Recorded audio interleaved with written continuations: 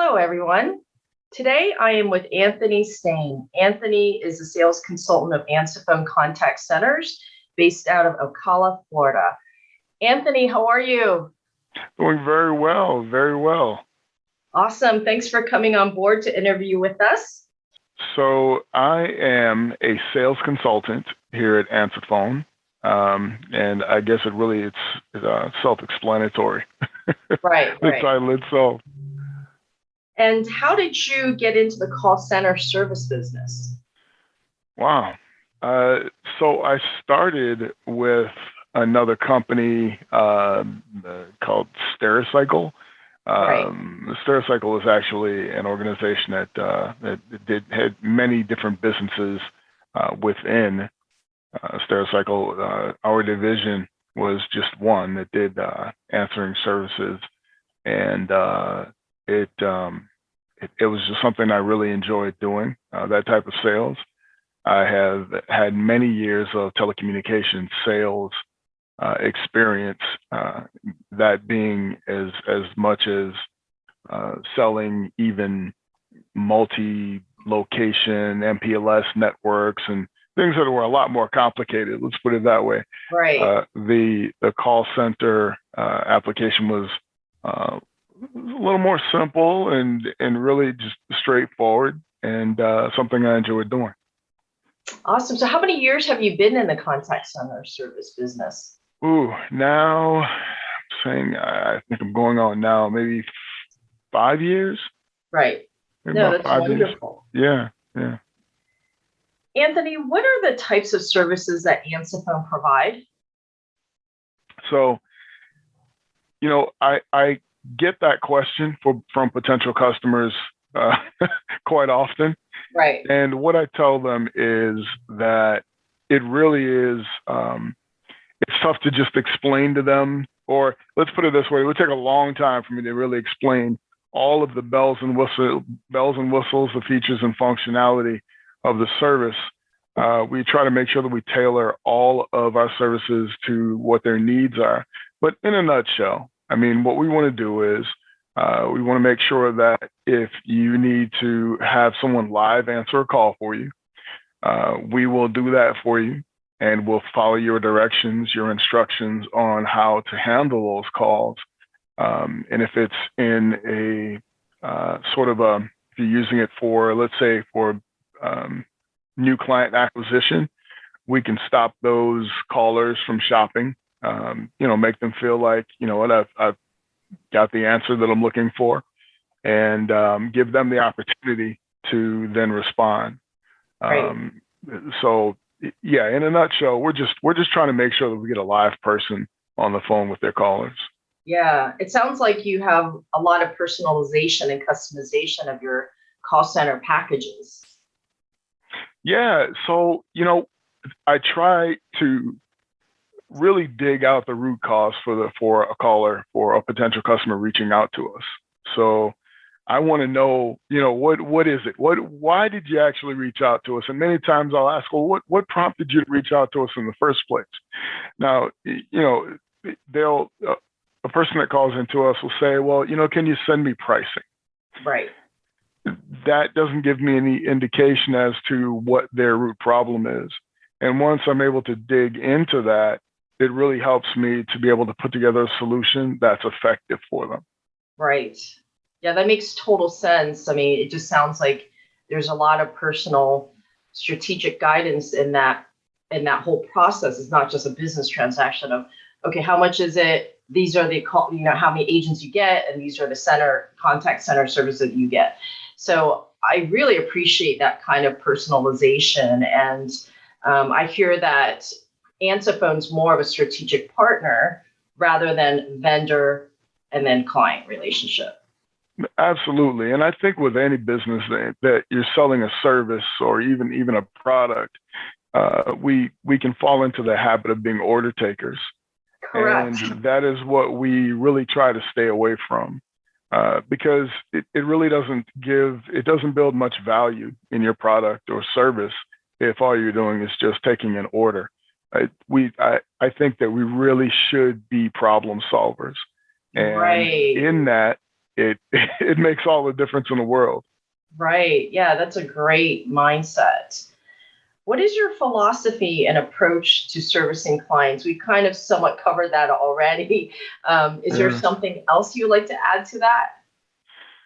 You know, I try to make sure that my customer feels like, um, that I really am paying attention to them in particular. I believe that my customers buy from me and really sell myself and try to make them confident that, we'll be there, that I'll be there, to help and that we are really good at what we do. I think one of the things that I really make sure that I let our potential customers know is that we've been around for a long time. We've been Right. providing these services, and we've done a few things correctly. So we wouldn't be around as long as we have, more than 50 years if we hadn't been doing things the right way and know really how to help them to get good results from the beginning. Exactly. And 50 years is quite a longevity and establishment for a contact center as well. For any business. That's right. Yeah, for any business. Anthony, why does a client need contact center services? Because I don't think the average prospect has a full scope of what that means, of receiving contact center services. I don't think they understand how it helps them scale and so forth. Can you elaborate on that? Absolutely. So I actually just had a conversation with a gentleman that said to me, I don't think that I'll need to use the service. I'm just really swamped right now, and I just I don't have time to talk about it. And so maybe sometime in the future. And I said to him, well, that's exactly why you need us, because we want to make it so that you can do what you do, Mhm. and we can then take those calls for you. We can help you to prioritize, or we would take those messages, those, follow your instructions, but being able to prioritize things so that now you only really have to engage right away those callers that may be urgent, or those calls that are urgent. And the other stuff maybe you put on the back burner, but you allow us to be that filter for you to free Right. up some of your time for you to be able to do the things that you do to help build your business.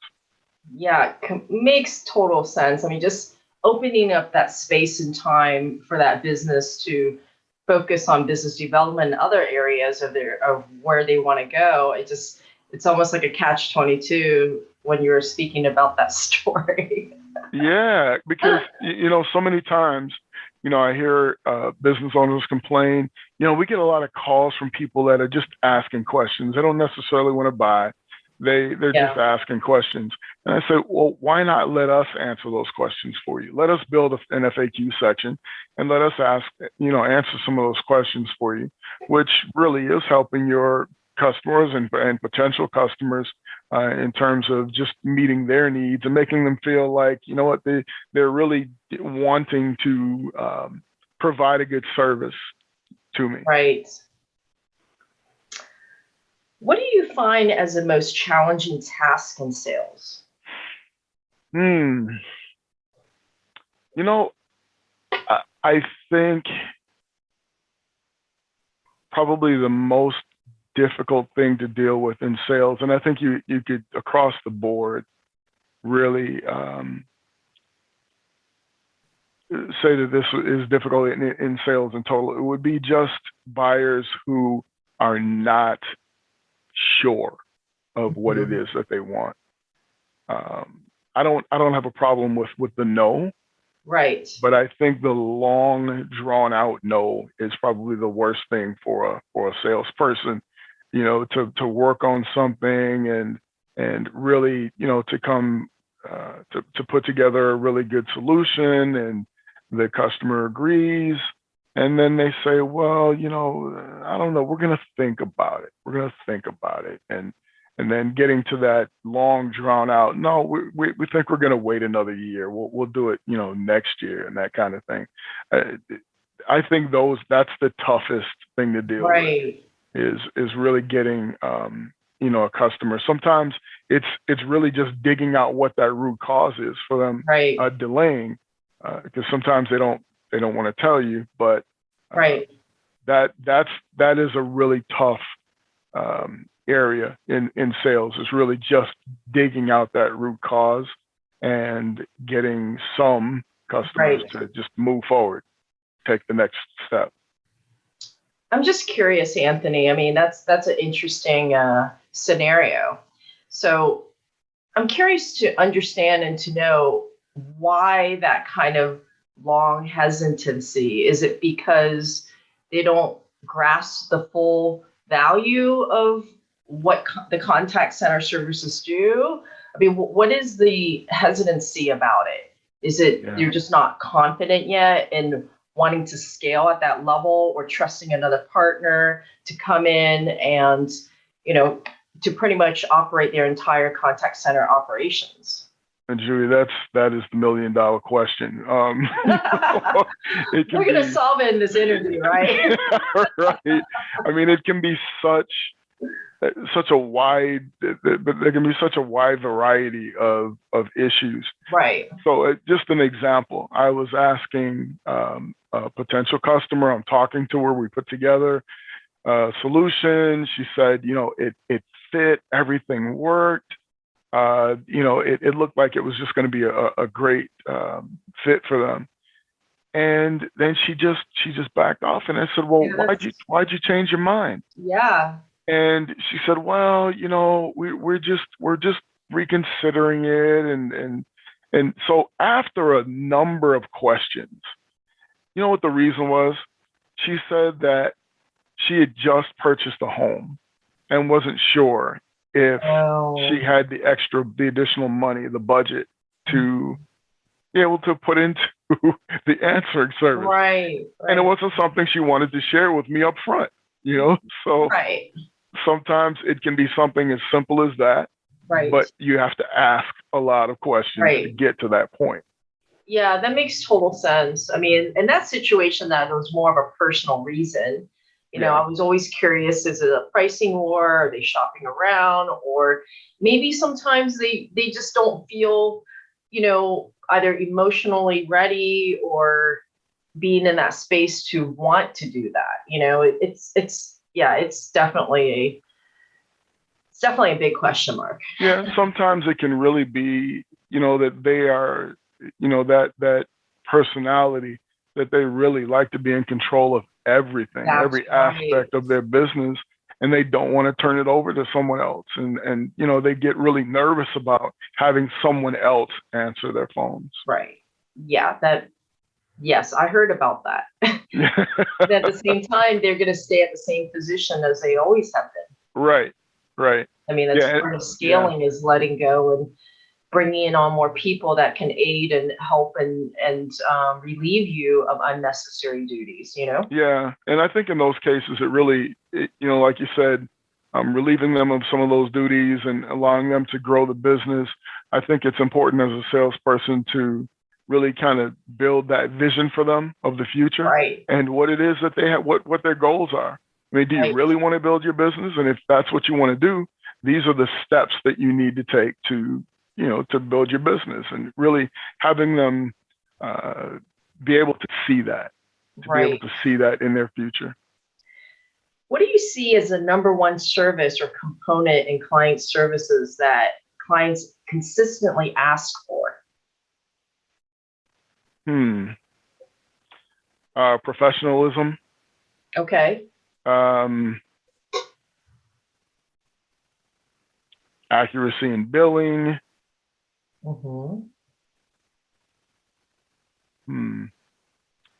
Customer service. I would say those are probably the two biggest that I can think of right now. It's just really billing accuracy, consistency, professionionalism. Right. Yeah, that would probably be it. And I think the other would, well, I guess this is really early on in this sales process, is just for us to make sure that we're being honest and upfront with them about everything, that we're presenting as far as the solution is concerned. The transparency, right? Yeah, transparency, absolutely. Yeah. Well, no one wants, unseen costs coming through later down the road. Yeah. Unfortunately, so many people have had bad experiences, and so, some people may be a little leery about whether we're being fully transparent when we, send them a quote or, even whether it's in writing or verbally. Right. Anthony, what differentiates you from the competition? I would say one would be, when you say that differentiates me, are you talking about me in particular, or are you talking the company? Ansafone. Oh, sorry. I was actually thinking more of the company. Oh, okay. So, but you're more than welcome to personal differentiators as well. I don't want to not let you have that chance. Sure, not a problem. But no, for Ansafone in particular, I would say Ansafone is a place that because I've had experiences with a couple other companies, Ansafone within the company has a great work environment. Now, having a great work environment really helps to build great teamwork.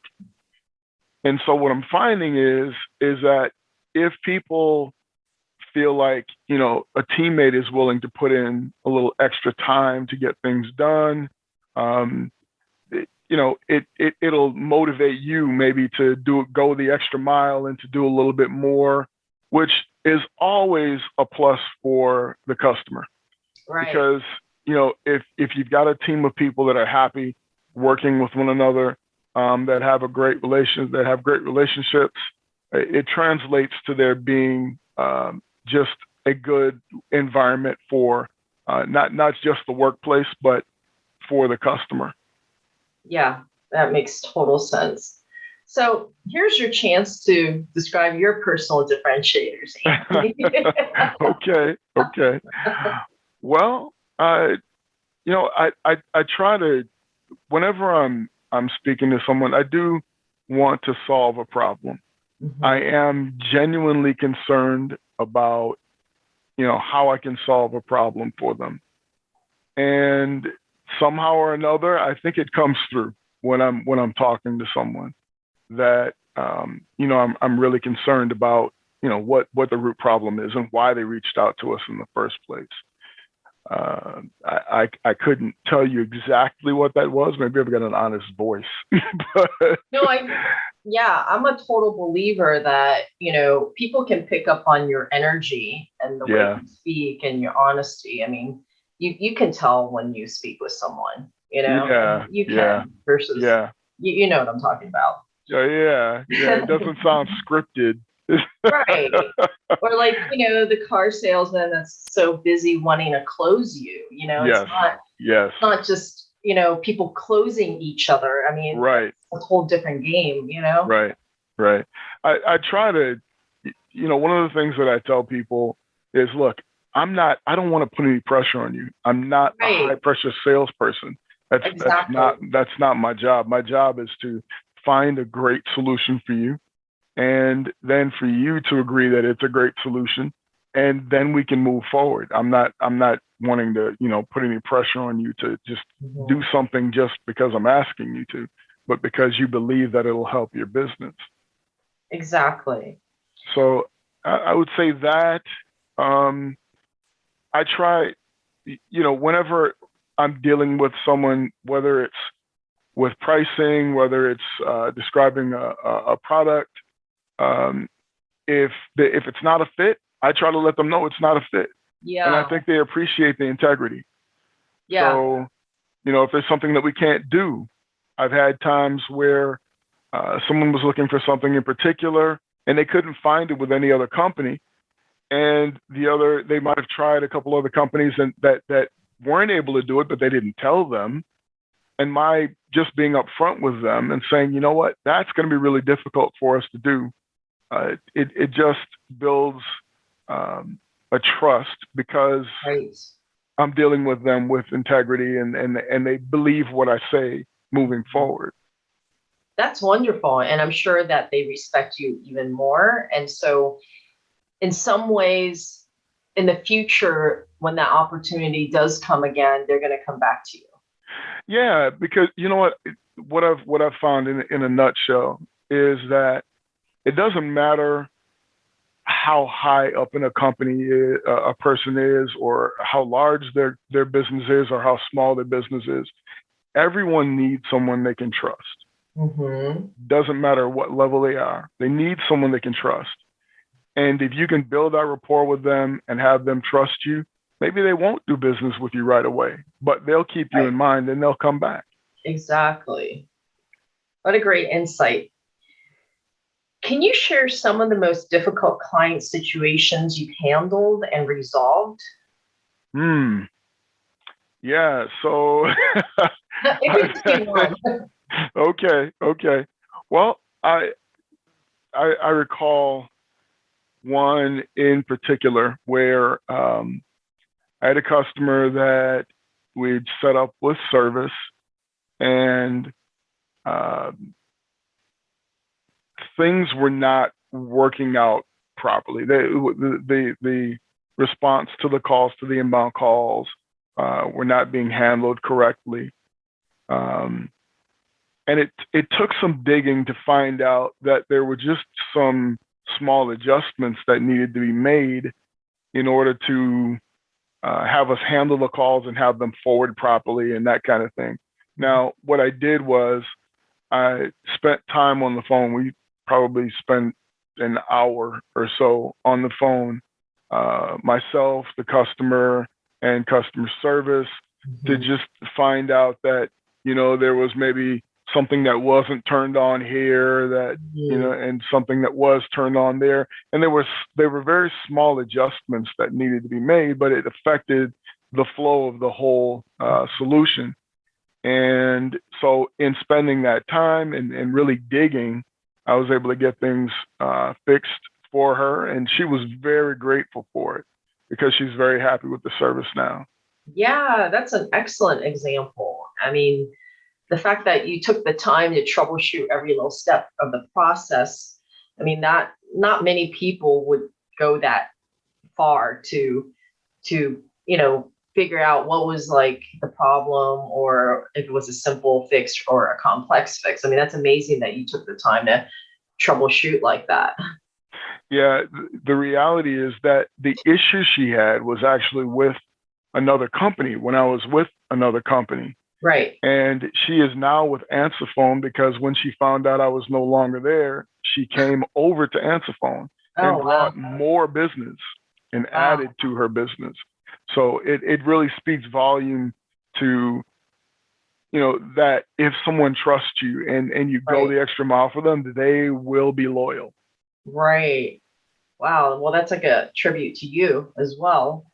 Well, my team, and because I don't, there obviously are no I's in team. And, if it weren't for other people jumping in and making those changes, it wouldn't have happened. So I thank my team. Definitely. That's wonderful. Team spirit. What would you say is a winning formula in making Ansafone great?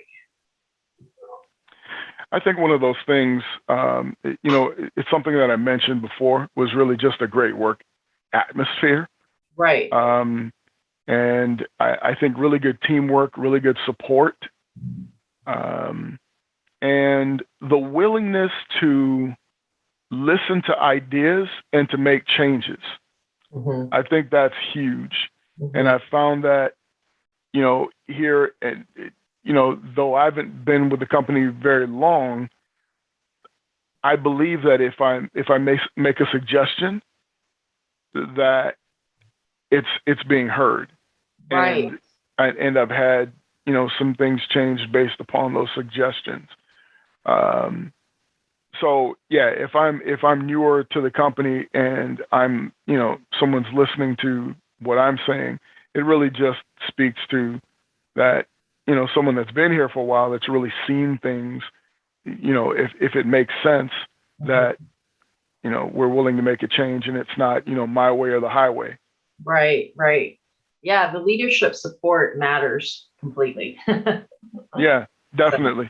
Definitely. I think the leadership team has been, really, really good in terms of just support, and really even sort of motivating my teammates to sort of step in whenever I needed help. Right. So Anthony, I'm going to consolidate a couple questions here. Okay. Just based on your experience and your time here, just in the contact center industry, what would you say are some of the consistent problems you see in the call center industry, and what would you like to see happen to fix those problems? So I think what I've seen to be a problem at times, and this has been something that I've seen, year after year with every company that I've been with, is that end of the month rush, right? Where you've got people that always wait till the end of the month to, put their orders in, Right. and being able to, I guess, offer promotions to motivate customers to move earlier in the month, sign agreements earlier in the month, and maybe a little better planning in terms of manpower for processing those orders, as well as and to keep things going, for those that are sort of in the hopper and being built on the platform, as well as being able to maintain the ones that are coming in. Right. So that there aren't delays. Yeah, those are great points, Anthony. Is there a time where you had to make an important decision without enough information, and you just had to kind of pretty much make the decision for them, so to say? When you say that for them, are you speaking of a potential customer? Or? Yes. Okay. Or a client situation where, there was a time issue or there was a lack of resources, but you made a decision as a benefit for that client. Yeah. So there were times that I use, some expertise that I might have from a past life in another business, that I would help to maybe write out scripting for a customer. And it's been, I did it fairly successfully. Years ago, I used to be a real estate broker, and I had quite a bit of experience in real estate. And so I think those are the areas where I've been most effective in sort of helping a customer to build scripts and putting scripts together for them, because obviously they know real estate, but they don't know the contact center world, and really how to go about building those things, those scripts, to get good results. And so having a knowledge of both, I've been able to put things together without them really having to tell me or give me instruction on it. That's a huge, huge advantage. I mean, the fact that you're able to bridge two industries, yes, and kind of be the magician to mesh it without having to explain every little single detail. That's brilliant. I think the telecom experience comes in handy as well when someone really is trying to figure out, how do I forward my phones? If I have this voice over IP phone system, what's the best way to do this? If I wanted to, if it's a mission critical situation and I have phone calls that are coming in, is it best to forward it from my phone system or from the central office? Right. Yeah. So just things like that. Yeah. Being able to, give them instruction and put things in place to help them. I think it's definitely a plus. Your diverse background definitely has been a great value in doing all this. And you're kind of a translator as well, like you speak a language that maybe the realtor or the telecom person doesn't understand in contact centers. Right. very valuable in that way. So in some ways, you're like almost like a translator too. I try to be. Yeah, that's good. Well, Anthony, we've come to a close of the interview. And my last question for you is, do you have any specific message you'd like to share with the world? Wow, that's a deep question. Yes, and you To can share with take the it world. however you like, spiritually, economically, anything. Yeah. I would say do unto others as you would have them do unto you. The golden rule. Yeah. Excellent. Yeah. Well, perfect ending. And Anthony, how does a prospect reach you, or what is your website URL for Ansafone? That is www.ansafone, A-N-S-A-F, as in Frank, O-N-E.com. And Awesome. my direct phone number is 352-644-8684. Wonderful. That was an excellent interview, Anthony. Thank you so much for taking this time, and we will see you next time. Thanks, Judy. I appreciate it.